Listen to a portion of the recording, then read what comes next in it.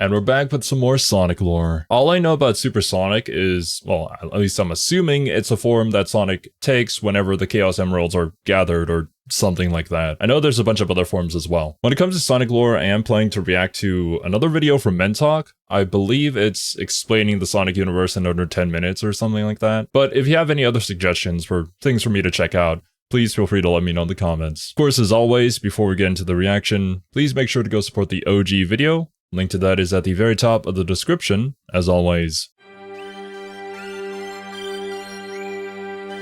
What do you think of when you hear the word chaos?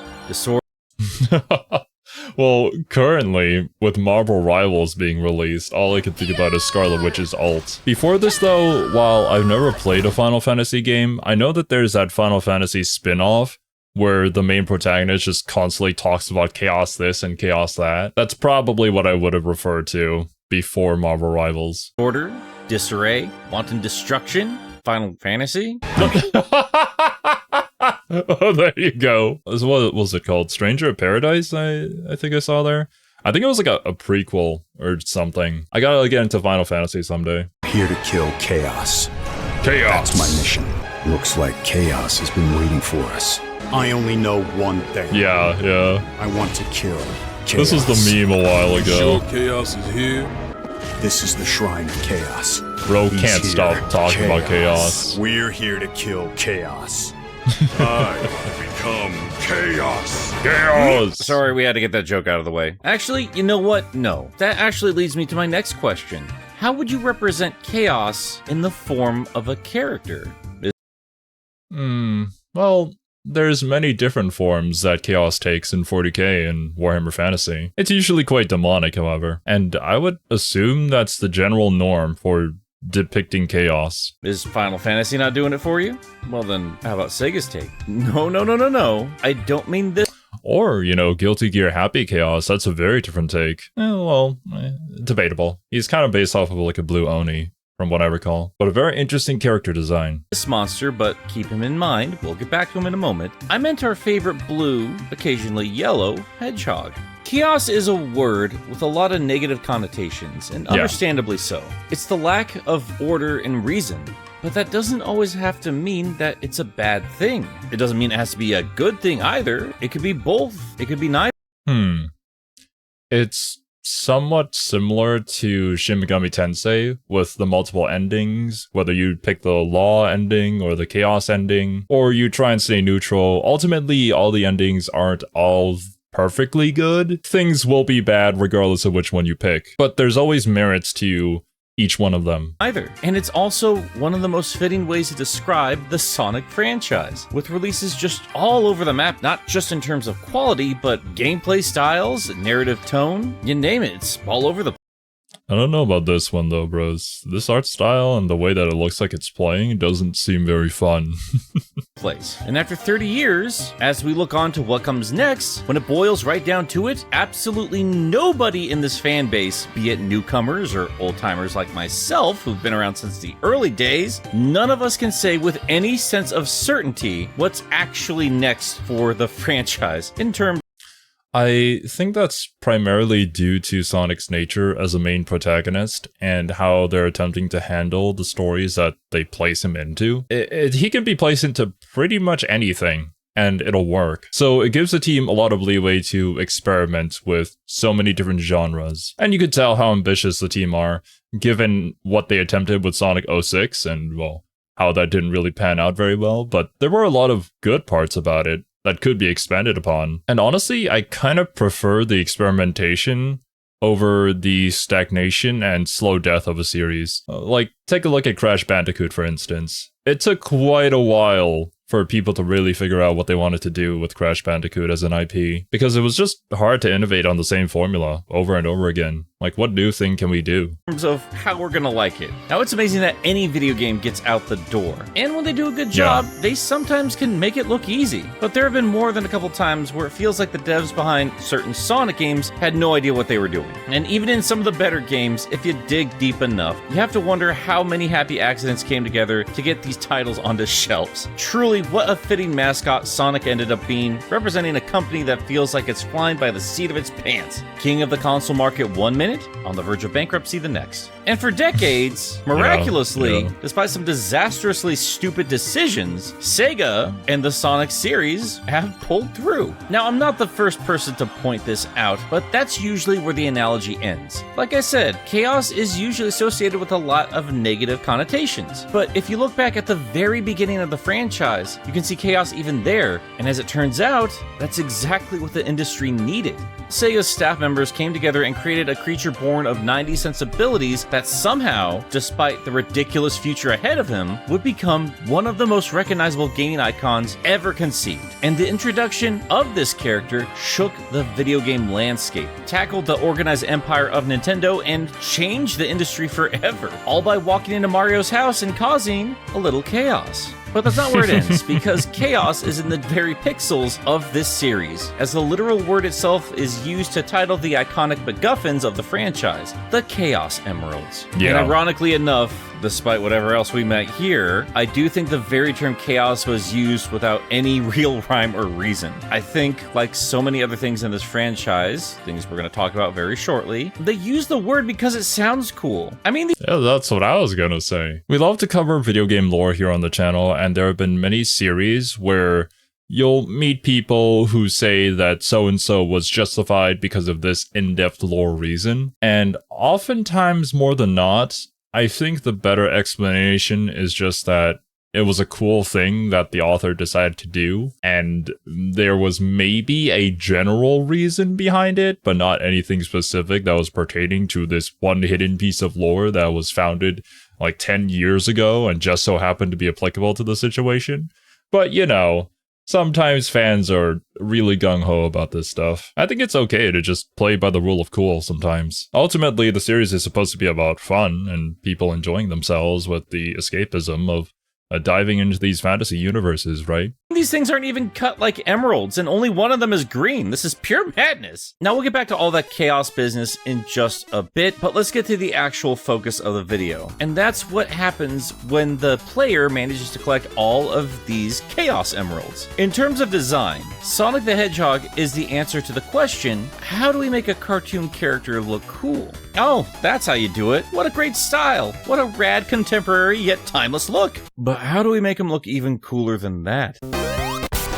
Frost them tips, baby. We're going full Fieri today. As it turns out, we were running around with an incomplete set of Chaos Emeralds at the end of Game 1, but Game 2 added another, bringing the total to 7. And once you make your way through the challenging special stages and nab them all, you transform into Super Sonic. Sonic already had a striking design, and they just ramped up the intensity with a bleach job and a dab of gel. And look, I know I made a name for myself on this platform, and a lot of you hopped on board from a video about that one time Sega swapped out their Christmas lights from their plain old yellow and brought in the multicolor to give us Hypersonic. And I don't think I need to explain to any of you how much I cherish that form. But the fact of the matter is, the Super form kinda does all the heavy lifting in terms of awesome power-ups and neat design changes. Yes, I do want Hyper back. Sega, just make him a pride icon. Why wasn't he used in Sonic Colors? Just a perfect opportunity. But that's not the focus of today. Because as it turns out, the initial transformation of Super Sonic is pretty cool as is. And it's also much easier to market since we only have one color to worry about. And what a fantastic choice it is. Another primary color. Yeah. I'm no character designer, but it is something that interests me a lot. And more often than not, I'll hear character designers talking about how a design is too busy or too complex or has too many colors. I think the base rule is like 3, 4, maybe 5 colors max. A bit more than that is just way too overkill. And I don't think it's a coincidence that a lot of the most iconic video game characters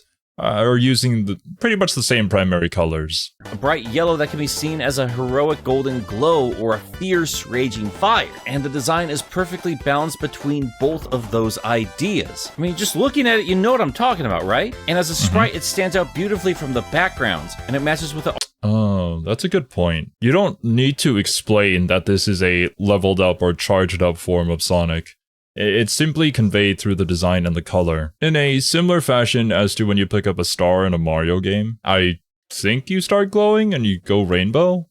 I haven't played a Mario game in a very long time, so I can't remember. But I do know the power-up is very clear to see. Already well-known golden rings that feed its power. It's a distinctive and drastic shift from the iconic blue fur, but you don't need to do a thing to Sonic's shoes because those kicks look great on a blonde. And to add to that wild flame look, his quills have shot upward, indicating an overflowing energy which is displayed with his insane speed and invincibility, which are, once again, giving a connection to those rings dotted all over the land, which could play into a bit of fun lore connecting the power of the super form with the rings, but most importantly, this acts as a reward.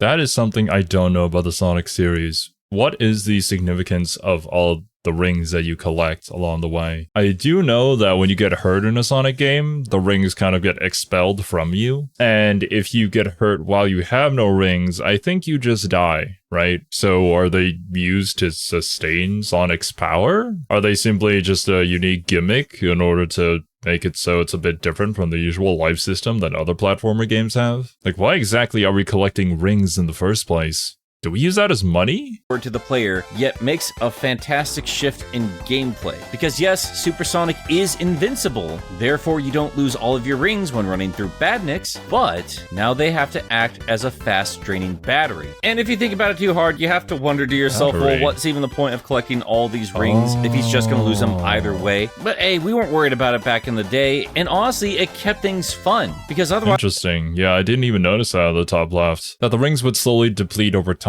when you were in your supersonic form. Otherwise, once you mastered the special stages and got the super form, you really wouldn't have any incentive to ever turn it off or hunt down rings. It gives you something else to do, even if you unlock the ultimate ability. It's quite brilliant, honestly. He's got the flipped up spikes, amped up speed, invincibility, epic final encounters. Yeah, Supersonic is pretty iconic. And he's also a complete ripoff. Y'all been around the Weeb block at least once. There's no way you don't know about Super Saiyans. Right. And even if you do, I know some of you are already in the comments typing up some false information. And I can't believe in the year of our Crocodile Lord 2021, I still get comments claiming that Supersonic dropped before Super Saiyan. No. What? Supersonic before Super Saiyan? Who the hell? Going Super Saiyan is just so iconic. I don't think anybody would ever claim that they did it first. Actually, that makes me wonder, was there a direct inspiration for the Super Saiyan form before Dragon Ball existed? I'm sure there was, but oftentimes the one that we remember are the most popular ones, the ones that really made a name for so-and-so thing. Just like how the meme, oh, it's a JoJo's reference, kind of floats around when JoJo's was also sort of a reference or inspired by Fist of the North Star.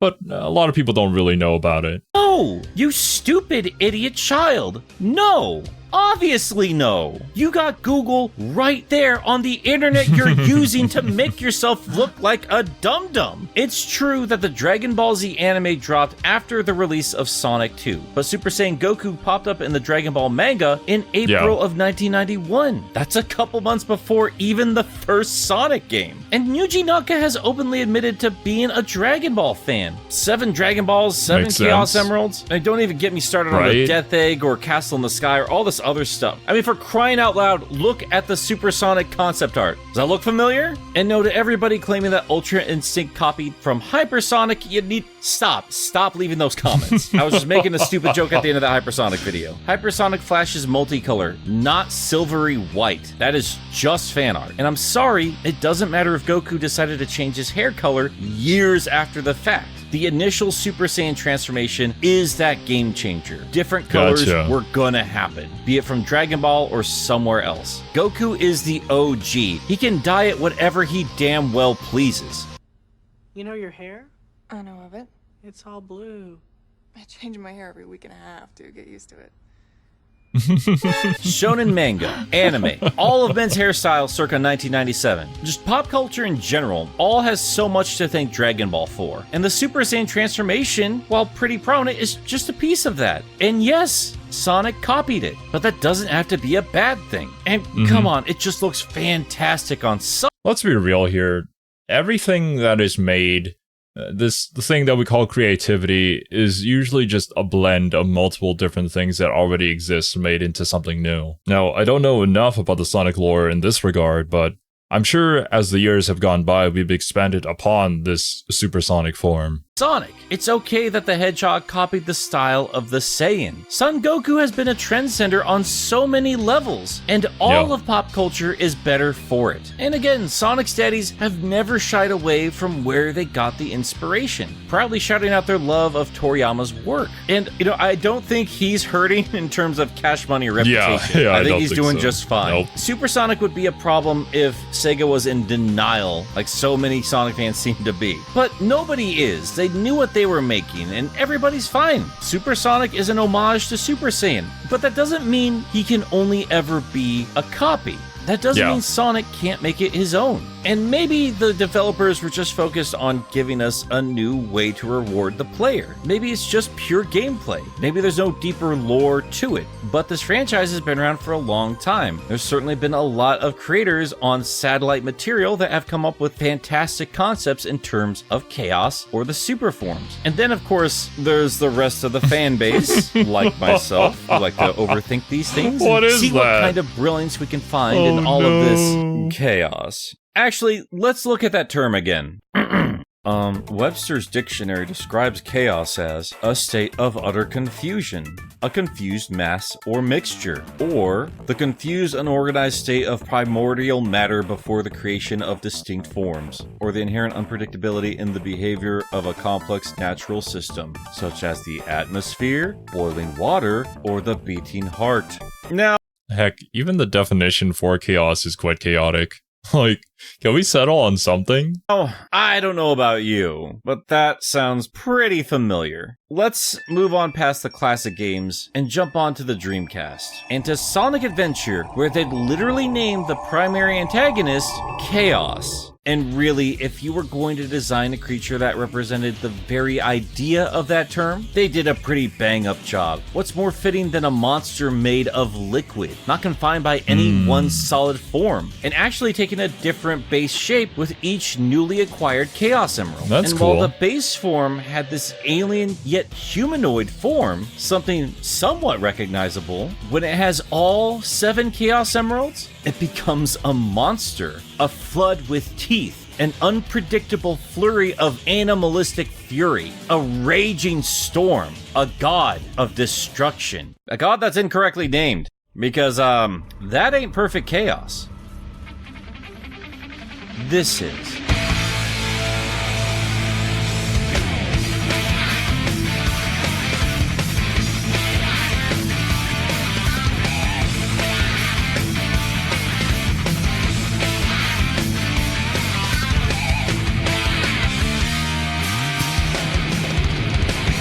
Despite the emeralds now being drained of their energy, their brilliant color and glow faded. Even with these dull and dead rocks, Sonic finds the other side of the chaos. And yes, that can equate to destruction, but in the hands of someone who thrives on the unpredictability of a new day, someone who embraces freedom despite its dangers, someone who can look at an overwhelming force and instead of stopping, instead of turning around and hightailing it, he instead speeds up to face it head on, someone who can look into the face of a god and just react with a smirk.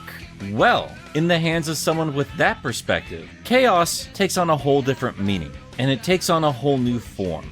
The form of Supersonic.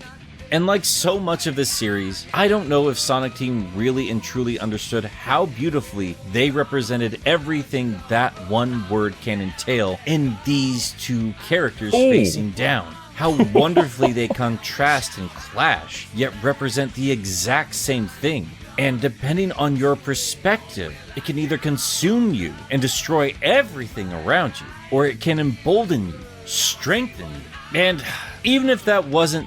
Hey, it's just like what I was talking about earlier with SMT. There's pros and cons to each path. Specifically with the Chaos, I think it was presented as, well, everybody's independent and they can live and grow based off of their own merits and strengths. But obviously, because of that, those who didn't wish to improve or had the strength to defend themselves would be gobbled up by the rest. If you give that sort of power to Sonic, then yeah, he's just gonna run with it, and he's going to absolutely own it. Giving it to the wrong person, though, yeah, that'll lead you to ruin. Honestly, I'd be willing to bet that the team did have a pretty good idea of how this was gonna pan out. Ultimately, it resulted in a very classic, oh, the hero and the villain aren't so different. They just have a different perspective on the same thing, which generally speaking, I find to be a very effective means of portraying your hero and villain and creating just more interesting narrative clashes between each other. Like,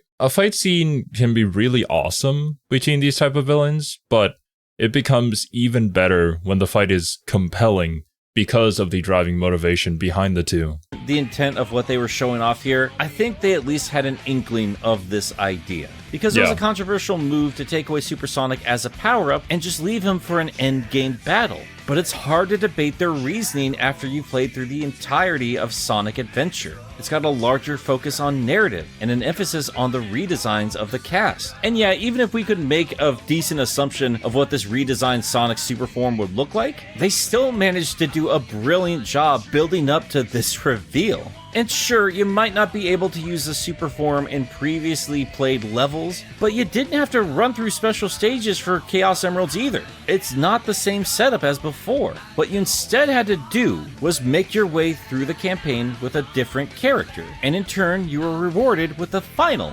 campaign. There aren't any special stages because these characters are the special stages. And wouldn't you look at that? When you beat the campaigns of these 6 characters, all arranged in that way, yeah. A 7th.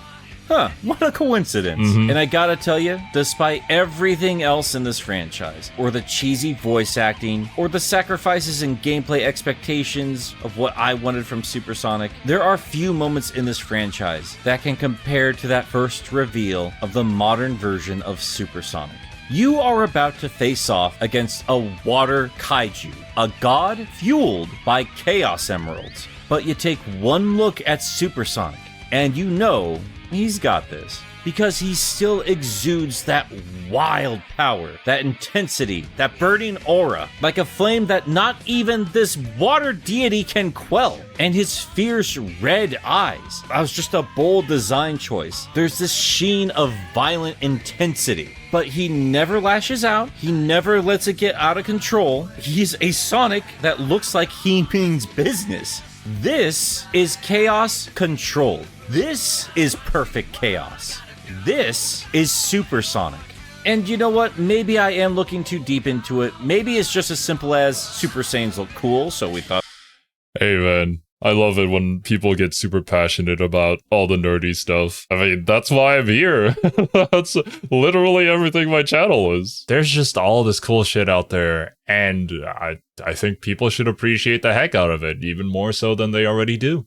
We put it on Sonic, but it was here in this moment where it truly became its own to me. And whether it be a power-up or an endgame battle, and no matter how ridiculous it got to get all the emeralds in some of those later games, no matter how often I saw Supersonic, I was always happy to see him, and I will always be happy to see him, because that's what it means to me every single time he shows up. And no, I'm sorry, I'm not talking about the Fleetway interpretation today. Fact of the matter is, that's a completely different beast, and that needs to be covered when we cover the Fleetway comics. I've not read through all of them yet, so I don't think it would be fair to make an assessment, and it's worth exploring on its own terms and its own narrative. But if you want What the hell happened to Sonic? Or was that like a clone of Sonic? Oh, jeez. a surface level reaction to how I feel about that interpretation, I've never been a huge fan of it, because to me, Supersonic was the ultimate reward in the games. This is what you got after you managed to navigate the chaos of the special stages, and when you are proved capable of its challenge, you are bestowed its power. And this is how Sonic sent you off after you completed the game. This was the ultimate good ending, and that's how I was raised to see Supersonic. Be it classic, modern, adventure, it always shows off this intense energy flowing off the design, and his demeanor, calm and collected. He looks like a wildfire, and while it can be destructive if left unchecked, when left in the right hands, you can appreciate its beauty and its warmth. But Fleetway, it was everything negative you Yeah. normally associate with chaos. It's actual chaos, not the flip side of what the villain wants to portray, but just straight up the bad guy. I think it's because of that it makes this sort of design a lot less interesting. Like, how many pieces of media portray chaos evil like this? Wanton violence, mindless destruction. He's everything I don't see when I look in the face of Supersonic from the games. And yes, I know he's showing off that calm demeanor because, again, that's copying the look of Goku, who looks like a boss as always. But just because the real-world origin story of Supersonic is underwhelming, it doesn't mean it has to stay that way. I mean, look at Goku. He only ever got that gold upgrade in the first place because Toriyama didn't want to waste any more ink. And look at what that came to represent for the entirety of that franchise. Seriously, if you read up on how Toriyama put that book together, it's total chaos. Again, wow, I just can't get rid of that word today. And look, I'm forever... It's just so beautiful how some of the greatest creations came from the limitations that were put on people. You can see this in every form of creativity. From what I recall of the making of Silent Hill 2, the iconic foggy town look came to be because of a technical limitation to the hardware at the time. But they simply just couldn't display the entire town. The technology couldn't handle it. So instead, they opted with the low visibility and just had fog cover everything. And that ended up being a fantastic choice and an iconic look for the Silent Hill series till today. Thankful for Dragon Ball for bringing us this golden hedgehog, and I'm in turn forever thankful for Supersonic for introducing me to Dragon Ball. Again, since they're showing no shame in where they're finding their inspiration, I was able to track down the source, and now I'm a huge fan of both. And despite the similarities, I think Sonic's story and his universe have more than enough to justify this golden glow and make it its own. Because I'm actually quite curious what the percentage is of people who really like Sonic and also really like Dragon Ball. I ask this because of the few people that I do know who are into Sonic are also into Dragon Ball. As somebody who knows very little about both of these series, well, now we know a lot more about Sonic than we do Dragon Ball, but still. I wonder how they parallel each other. Like, how adjacent are they when it comes to the appeal behind the series? Supersonic keeps teaching me something I often struggle with just from being a Sonic fan. It's something my friends in this community, my fans, and again, our golden boy, keep reminding me. And that's that sometimes things are going to be good, and sometimes things will be bad. But you can't always get caught up in your own expectations and assumptions. You can critique, you can discuss, you can debate, but you can't stress over what you can't control. Because going beyond the Sonic franchise, life is random, and no matter how well you plan, it's gonna go off the rails from time to time. But what you can control is your own outlook, how you face that unknown. Are you gonna cower in the dark, or are you gonna be your own source of light and comfort? You can stress yourself out all day, or you can look at the future as a present, something to eagerly tear into to see the surprise. Because life is gonna keep coming fast, whether you like it or not. And sometimes, all you can do is open your heart and embrace the chaos.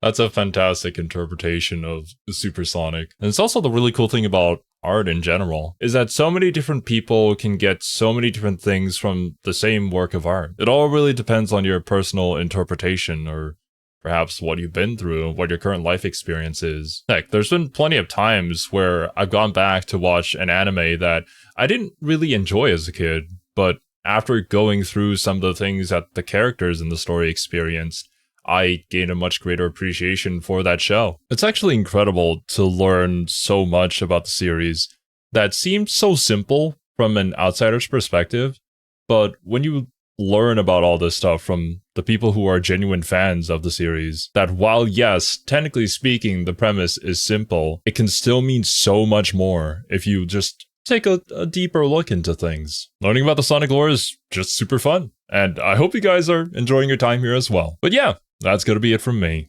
Thank you guys so much for watching, hope you all enjoyed, and I'll catch you in the next one.